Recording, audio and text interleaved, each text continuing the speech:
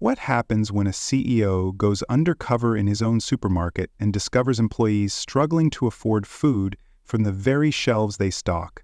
Nathan Caldwell believed his company was thriving until he stepped into one of his stores as a regular worker. What he found was alarming: underpaid employees, unfair scheduling, and a toxic management culture that prioritized profits over people. Determined to uncover the truth, he worked alongside his staff, gathered evidence, and confronted the executives responsible for the exploitation. But instead of just exposing the problem, Nathan chose to fix it, revamping wages, improving conditions, and restoring the company's core values. This is how one undercover CEO saved his business from collapse. Nathan Hayes had spent the last decade building Hayes Fresh Market, a supermarket chain known for its commitment to fair wages, high-quality service, and a welcoming environment for both employees and customers. What had started as a single grocery store had expanded into 12 locations across 3 states, with a reputation for being family-friendly and employee-centric. Nathan had always believed that a company's success wasn't measured just by profit margins, but by how well its employees were treated. However, recently, he had started hearing disturbing whispers that threatened to unravel everything he had built. Despite the company's strong financial performance, reports of low employee morale, high turnover rates, and customer dissatisfaction began surfacing. Some employees allegedly struggled to afford basic necessities, even while working full-time.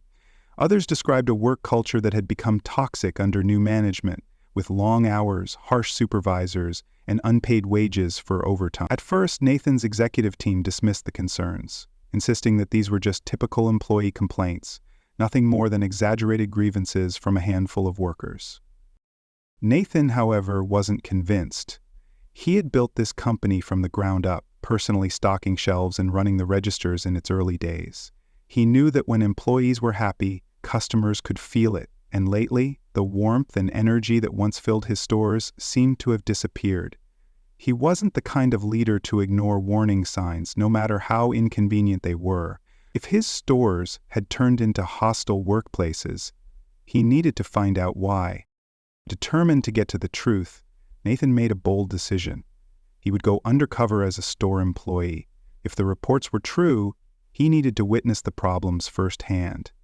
Without telling his corporate team, he ditched his tailored suits for a worn-out hoodie and jeans, assumed the alias Nick Hartley, and prepared to step into his own business as an unknown stock associate.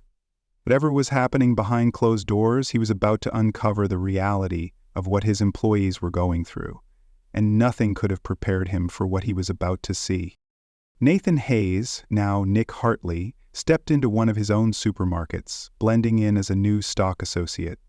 The store, from the outside, still carried the familiar bright signage and welcoming storefront, but inside the atmosphere felt different, cold, tense, and far from the vibrant place he had envisioned. Employees moved mechanically, their faces drained of energy. There was no chatter, no smiles, only the monotonous routine of stocking shelves and scanning items at checkout. At the front, the cashier barely acknowledged customers, her robotic "have a nice day" sounding more like a habit than genuine care. Nathan watched as a customer struggled with a faulty self-checkout machine, waiting for assistance that never came. The employees at the help desk were too overwhelmed with complaints to notice. Near the entrance, an elderly man asked an employee where he could find a certain brand of cereal. The worker, clearly exhausted, gestured vaguely toward the aisles without looking up. Nathan headed to the break room, hoping to get a better sense of the team's morale. What he found was even more disheartening. The space was bare, neglected, with a single outdated microwave and a vending machine that was half empty. A group of employees sat silently, staring at their phones or eating hurriedly. Their conversations were low and hushed, and their body language spoke of stress and frustration.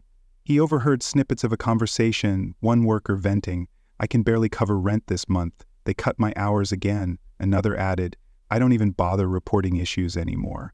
No one cares." Nathan's heart sank. He had expected to find some inefficiencies, maybe even a few managerial issues. But this?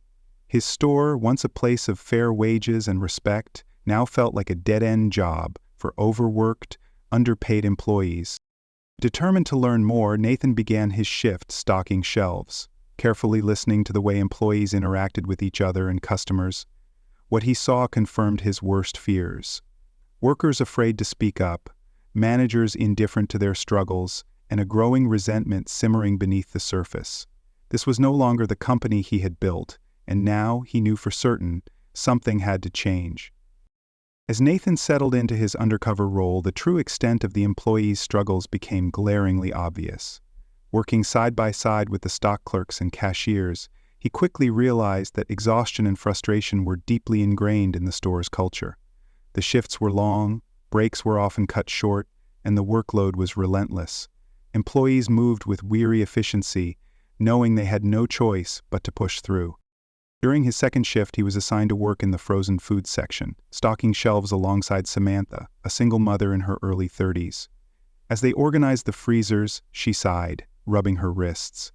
"I used to love this job," she admitted, barely above a whisper, "but the pay hasn't kept up with my bills, and they keep reducing my hours to avoid paying benefits." Nathan could hear the defeat in her voice. She wasn't just tired, she was trapped in a cycle of financial instability. He later spoke with Carlos, a night stalker in his 40s, who confided that he regularly skipped meals to afford rent. "I work a full-time schedule, but I'm still living paycheck to paycheck," he muttered, while unloading a crate of canned goods. "They say we get competitive wages, but tell me, what's competitive about working 40 hours a week and still worrying about affording groceries?" Nathan clenched his jaw at the irony. His store, a place that provided food for the community, had employees who couldn't even afford to shop there. Beyond financial hardships, a toxic work culture loomed over the employees.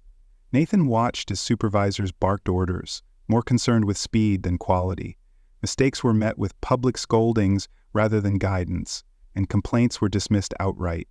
One evening, a teenage cashier named Jake was berated by a manager for scanning items too slowly. "If you can't keep up, maybe you don't belong here," the supervisor snapped. Jake nodded silently, swallowing his frustration.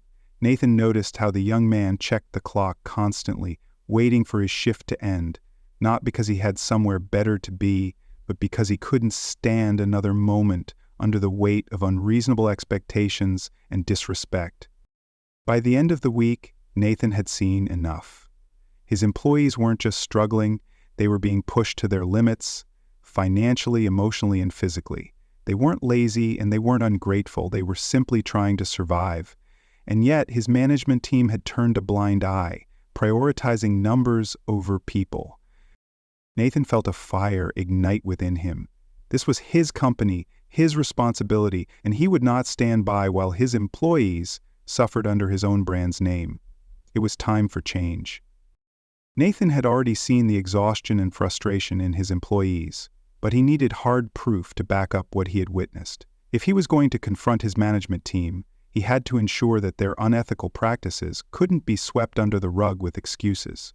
Over the next few days, he quietly gathered evidence, paying close attention to payroll discrepancies, scheduling manipulation, and employee testimonies.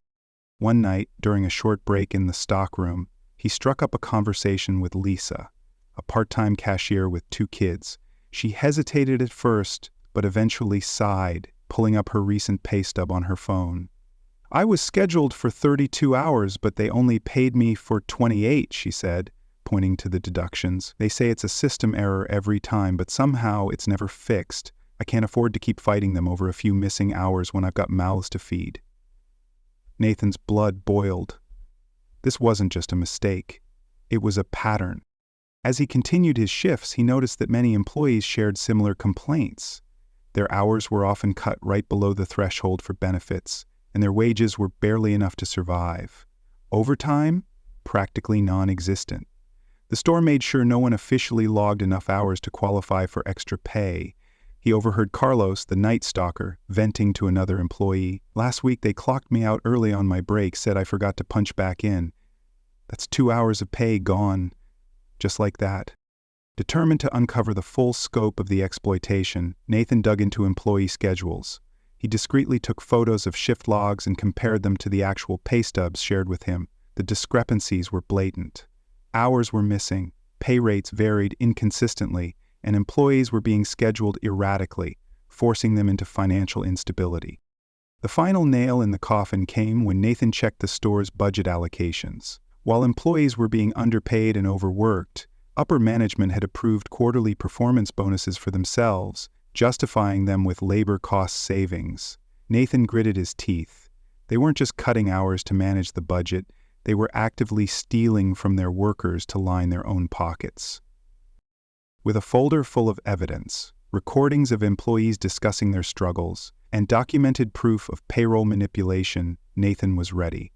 This wasn't just poor management, it was systemic exploitation, and he refused to let it continue. The time for silent observation was over. Now it was time for reckoning. Nathan walked into the supermarket the next morning, no longer in disguise, but in his sharp executive attire, his presence commanding immediate attention. Employees paused in their tasks, whispering among themselves, recognizing their CEO for the first time. Some looked relieved, while others, particularly the managers, grew visibly uneasy. Nathan didn't waste time. He called an emergency meeting, ordering all department heads and the store manager Philip into the break room. As they gathered, shifting uncomfortably, he placed a thick folder on the table. "Before we begin, I want to share something," he said, his tone calm but firm. He pulled out a payroll discrepancy report he had compiled from employees' testimonies and pay stubs. This store has been systematically underpaying its workers, cutting their hours just below the benefits threshold, and refusing to compensate them for overtime. I have proof of errors that always seem to favor management while leaving employees struggling to afford basic necessities. Philip, the store manager, forced a nervous chuckle. "Sir, there must be a misunderstanding. We follow corporate policies. If there are any issues, they're just isolated incidents." Nathan slammed a sheet of paper onto the table, a copy of an internal email between Philip and regional supervisors, discussing how to optimize labor costs by keeping workers from hitting full-time status. "Explain this then," Nathan demanded, his piercing gaze locking onto Philip's. The room fell silent. The other managers, sensing trouble, remained quiet. Nathan continued, his voice cold with controlled anger. "I built this company on the principle that employees should be treated with dignity.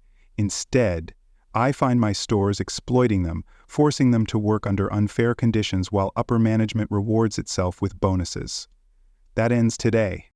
Philip swallowed hard, realizing the weight of the situation. Nathan made it clear. Immediate changes were coming.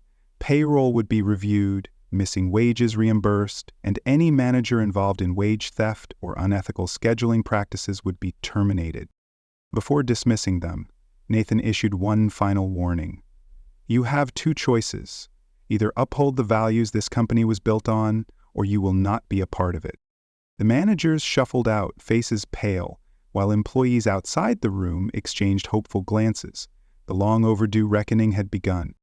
With the corrupt management team exposed and immediate actions taken to address their misconduct, Nathan wasted no time in implementing sweeping changes to ensure that his supermarket chain returned to its core values: fair treatment, ethical business practices, and employee well-being. The first major reform was correcting wages. Nathan ordered a full audit of payroll records, ensuring that every employee who had been underpaid or had overtime stolen from them was fully reimbursed. He publicly assured his workforce, "Every cent you were wrongfully denied will be returned to you, no exceptions." This announcement sparked a wave of cautious optimism among employees, many of whom had suffered in silence for far too long. Next, he eliminated exploitative scheduling practices. No more were employees going to be kept just under the full-time threshold to avoid giving them benefits. Moving forward, any worker consistently scheduled for 30-plus hours per week would be given full-time status, with benefits included. "If you're putting in the work, you deserve the stability that comes with it," Nathan told his staff in a meeting, reinforcing his commitment to fairness. To improve workplace conditions, Nathan restructured store leadership. Philip and other unethical managers were permanently removed, replaced by experienced leaders with a strong record of ethical management and respect for employees.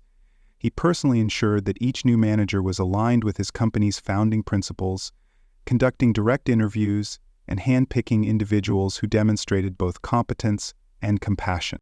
Recognizing that morale had been deeply affected, Nathan introduced a permanent employee feedback system, a confidential reporting platform where workers could report any wage issues, mistreatment, or unethical behavior without fear of retaliation. To reinforce accountability, he assigned an independent oversight committee to monitor each store, preventing any future abuse from festering unchecked. But Nathan knew that change wasn't just about correcting past wrongs. It was about building a culture where employees felt valued and respected. He initiated monthly team meetings where workers could directly voice concerns and propose improvements to store operations. To further invest in his workforce, he also launched an employee development program offering paid training opportunities, career advancement tracks, and educational reimbursements to help workers grow within the company. Within weeks, the impact was undeniable. Employees who had once worked in fear and exhaustion now stood taller, their spirits lifted by the knowledge that they were finally being treated fairly. The energy on the floor changed. Cashiers smiled genuinely, stockworkers moved with purpose, and loyalty to the company began to rebuild. Nathan had set out to find the truth about his stores and ended up revitalizing his company from the ground up. His journey wasn't just about business, it was about doing what was right. With the internal changes in place, Nathan knew that winning back public trust was the next critical step. His supermarket chain had once been known for its community-focused values, but the recent scandals had tarnished its reputation. Customers had noticed the high turnover of employees, the declining service, and the lingering air of dissatisfaction among staff. Now it was time to prove that the company was making real, lasting changes. The first step was transparency. Nathan made a bold move. He publicly addressed the issues that had been uncovered. Instead of hiding behind corporate statements, he released a video message where he took full accountability. "We let you down," he admitted. "Our employees were mistreated, and that is unacceptable. But today we are making it right." He outlined the changes that had already been made: fair wages, improved working conditions, and a stronger commitment to ethical leadership. His honesty resonated with the community, and the message quickly went viral, sparking widespread support. To further demonstrate change, Nathan launched community-driven initiatives. Each store hosted customer appreciation days where shoppers could see the improved atmosphere firsthand. Employees were encouraged to engage with customers, creating a sense of warmth that had long been missing. Additionally, the company reinstated its commitment to local farmers and suppliers, ensuring that products were ethically sourced and reinforcing the brand's dedication to quality and integrity.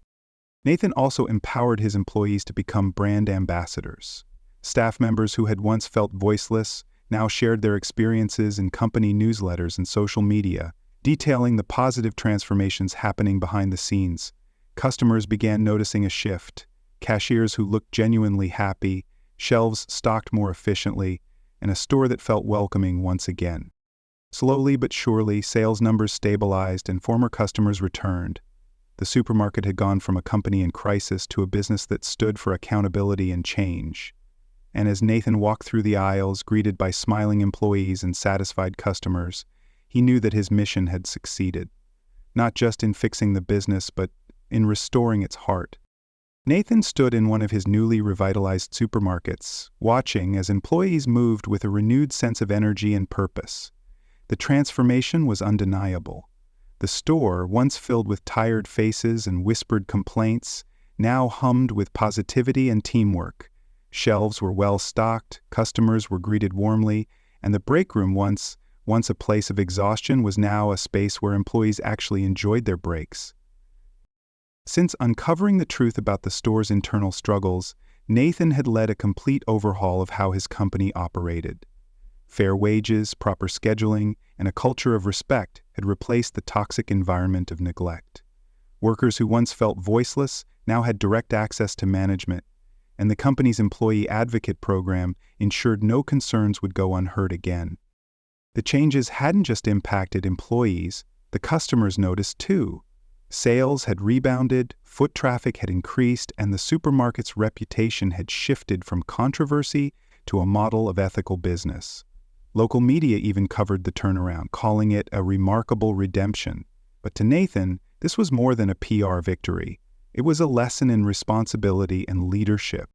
As he walked through the aisles, exchanging greetings with employees who now smiled not out of obligation, but because they genuinely felt valued, Nathan knew that his company had been reborn, not through profits, but through people. He had nearly lost sight of what truly mattered, but now he understood. A business is only as strong as the people who keep it running. This wasn't the end of the journey, it was just the beginning of a new chapter, one where integrity, fairness, and leadership would always come first. The story of Nathan's undercover journey through his own supermarket chain highlights a critical lesson in leadership. A company's success is measured not just by profits, but by how it treats its people. Nathan had believed his business was thriving, until he saw firsthand the struggles of his employees. Low wages, unfair scheduling, and a toxic work culture were driving away both staff and customers. This experience taught him that true leadership requires direct involvement. Instead of relying on reports from upper management, he stepped into the real environment and listened to the people who kept his business running. By uncovering the truth and taking decisive action, Nathan not only improved employee morale, but also restored trust in his brand. The transformation of his supermarket wasn't just about higher wages and policy changes, it was about creating a culture where employees felt valued and respected. As a result, productivity improved, customer satisfaction increased, and the company flourished in a way that no profit-driven strategy alone could achieve. Ultimately, the story proves that ethical leadership isn't just the right thing to do, it's the foundation of long-term success. A business built on respect, fairness, and transparency will always stand stronger than one built on exploitation.